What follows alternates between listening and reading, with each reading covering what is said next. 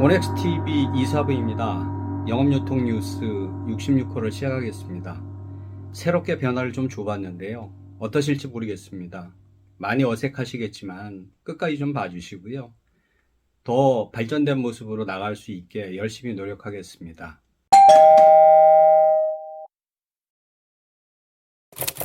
국내 경기 주요 기사부터 읽어보고요. 헤드라인을 중심으로 빠르게 읽고 한 줄로 정리해 가겠습니다.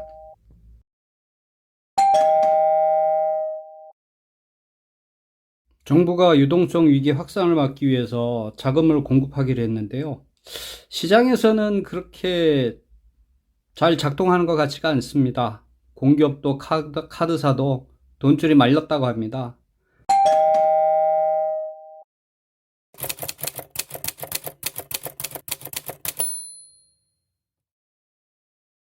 레고랜드 이슈가 영향을 많이 미치고 있습니다. 강원도에서 채무 보증을 이행하겠다고 했지만은 보시다시피 다른 대기업들에도 한전에도 그리고 다른 지자체에까지도 영향을 많이 미치고 있습니다.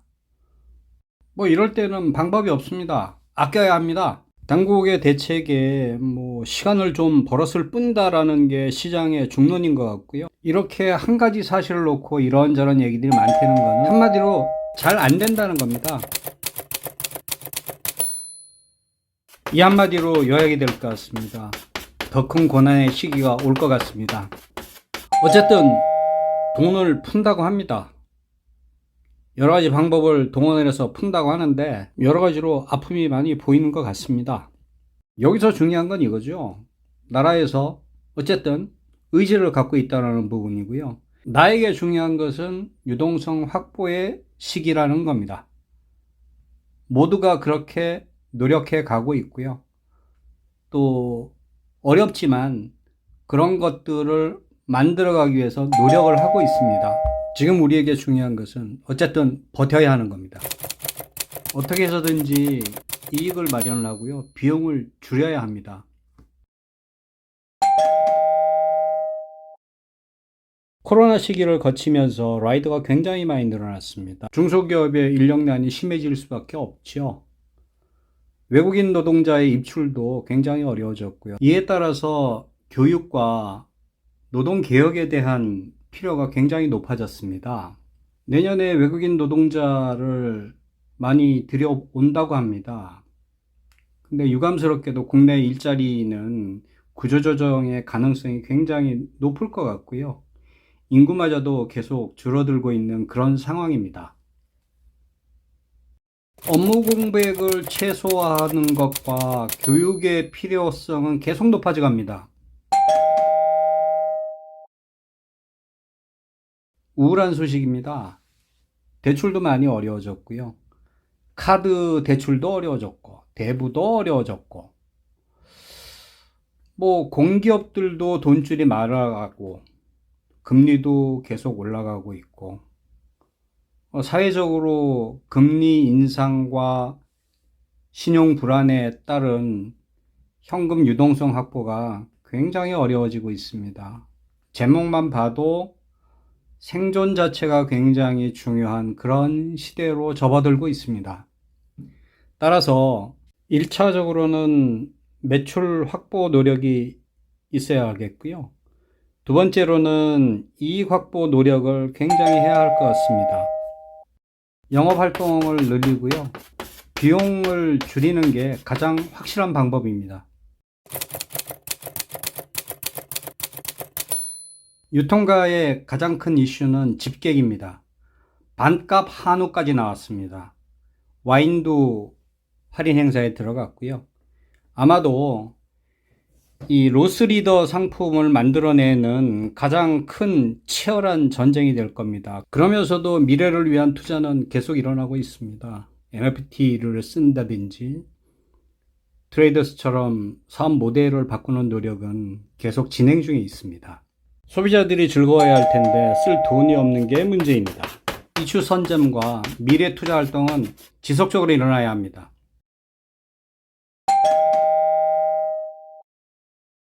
요즘은 라스트 마일이라고 얘기합니다. 배송 전쟁이 치열합니다. 오아시스가 새벽 배송을 시작을 했고요. 쿠팡은 기왕의 멤버십을 강화하고 있습니다.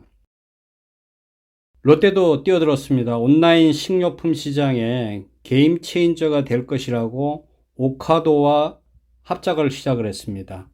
오카도는 적시 배송료를 무기로 하는 그런 영국 업체입니다.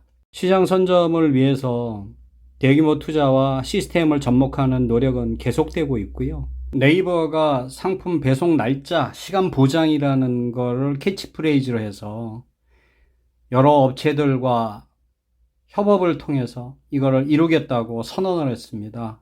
어느 쪽이 이길 건지는 잘 모르겠지만 어쨌든 영업 활동하기, 사업 운영하기 굉장히 어려운 그런 상황으로 치달을 것 같습니다.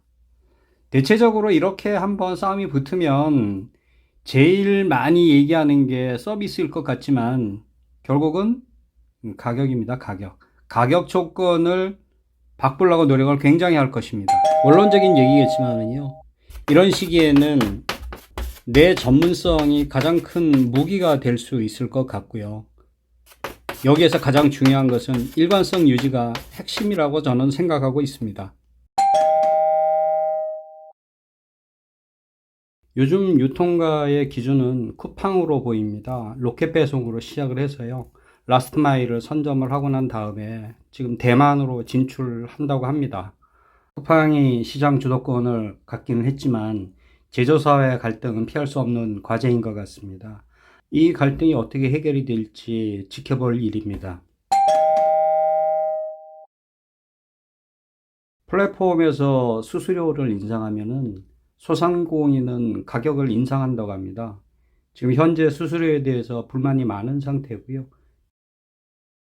GS25가 로블록스 게임을 출시합니다. 메타버스 게임이고요. 미래를 위한 투자로 보여집니다. 11번가가 다양한 서비스를 출시하고 있습니다. 이번에는 금융정보 앱을 간편하게 확인하는 서비스를 선보였습니다. 성수동에 로봇 바리스타가 있는 카페가 만들어졌습니다.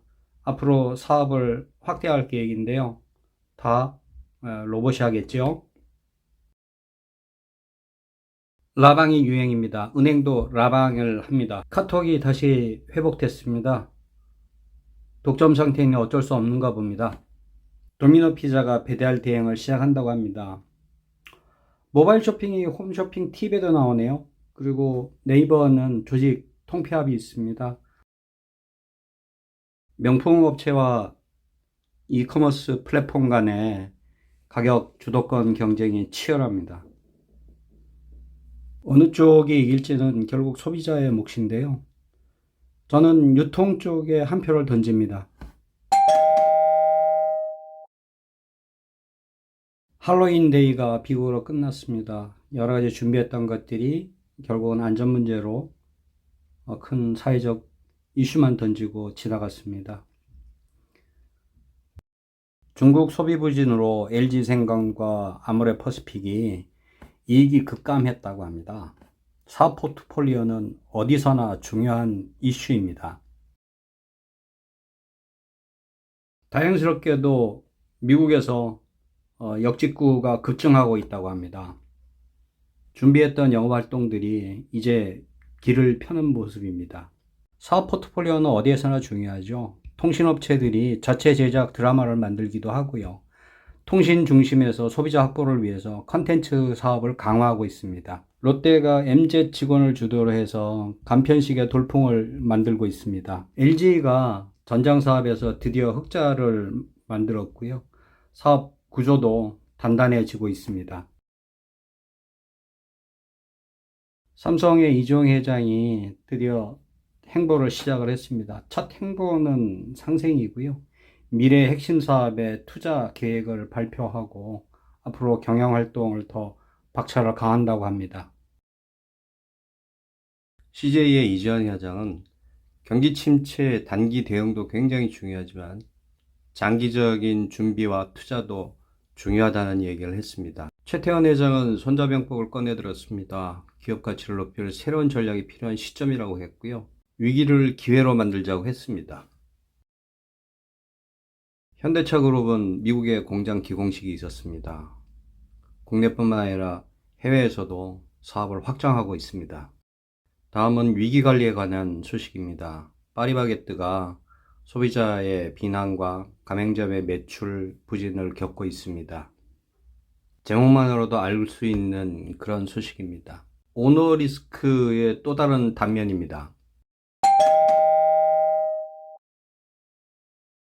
건강이 최고의 자산이라는 소식입니다.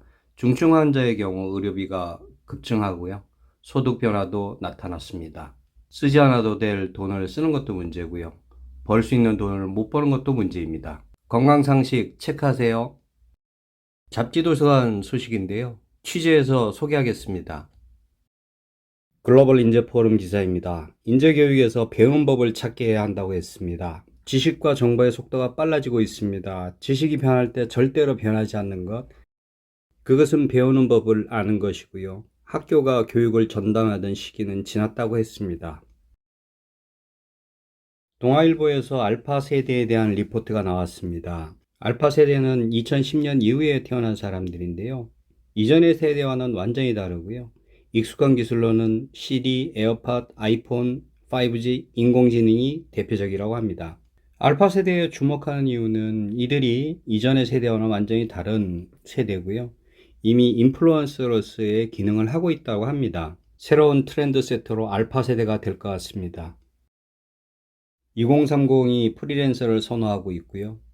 공공도서관도 변화가 많습니다. 워라밸은 이제 필수가 된 것 같습니다.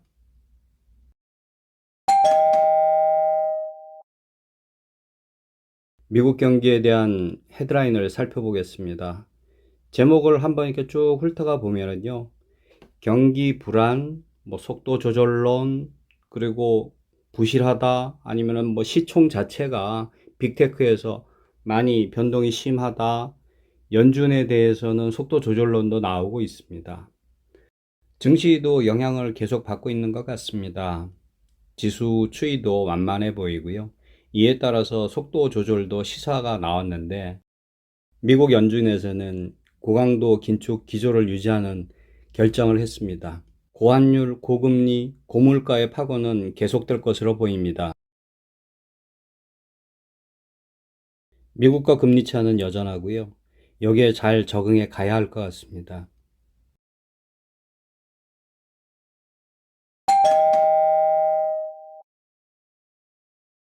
중국에서 시진핑 집권 3기가 출범했고요.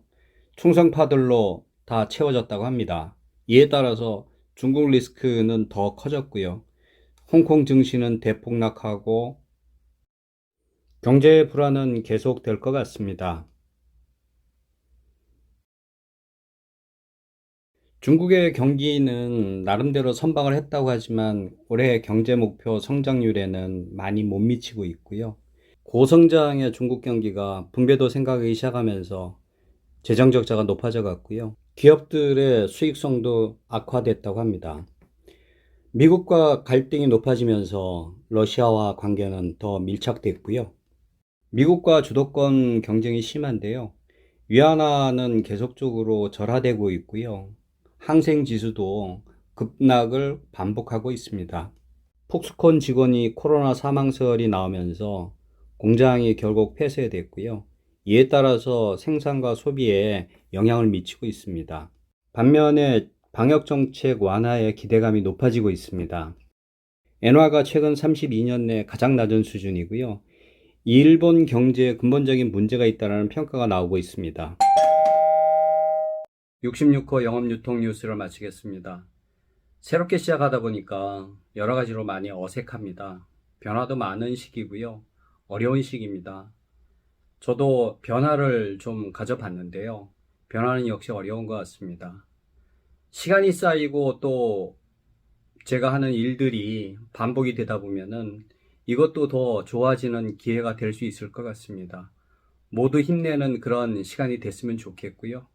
중소기업 하시는 분들, 영업하시는 분들, 자영업에 종사하시는 여러분들께서 힘내는 그런 시간이 되기를 기대하고 있습니다. 감사합니다.